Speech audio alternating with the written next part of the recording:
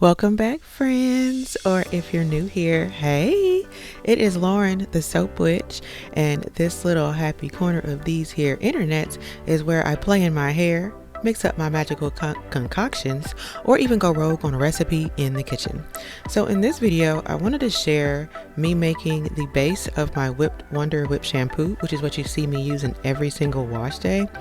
The ingredients, because though people read ingredients, and I think it gives people a sense of security for that they understand the product fully, but that isn't always the case. And sometimes different ingredients are put together for specific reasons and the way they interact together. So I just want to kind of go over my ingredients for this formulation and just a general idea of why I chose what I chose.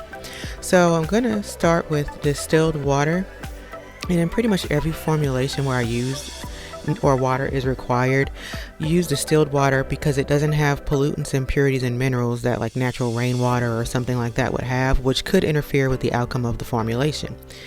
Next up is CAPB. I'm going to refer to all the surfactants by their short form initials, or I will just butcher the names. Anyway, this is a liquid surfactant. It's very mild, derived from coconut oil, and it helps to create a rich, creamy lather, loosens dirt, and helps to keep you from feeling stripped.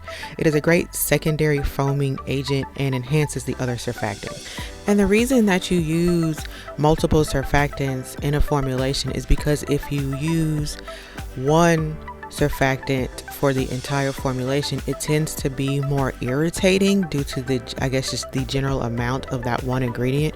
So you add multiple in there so it'll be just as cleansing and foaming, but more gentle, less irritating. So I also use vegetable glycerin. It's just a great thickener and surfactant enhancer as well. Hydrolyzed wheat protein. It nourishes and softens the hair and makes it appear volumized and gives additional shine and a nice moisture balance.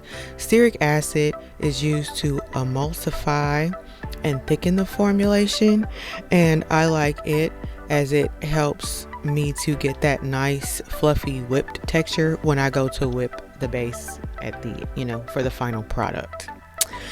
And then I like to use cocoa butter for the same reason. It is partially stearic acid, so I actually replaced some of the stearic in the recipe for cocoa butter, but it also helps to provide hydration and lock in moisture, so it leaves your hair feeling soft and manageable and doesn't weigh it down, also keeping it from feeling stripped. PTMS 50 is literally my favorite conditioning agent. It is an excellent emulsifier. It helps to balance out this shampoo in the cleansing so your hair doesn't feel stripped at the end. And then I'm going into the powder surfactants. If you are ever going to make something with powder surfactants, you want to make sure you use a respirator. My respirator is good for both gases, fumes, and powders.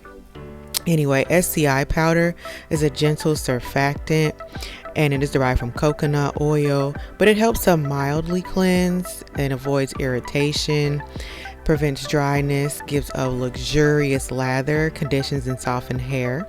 And then SLSA is another gentle surfactant derived from coconut and palm oils, also cleanses, and it provides wonderful foaming properties.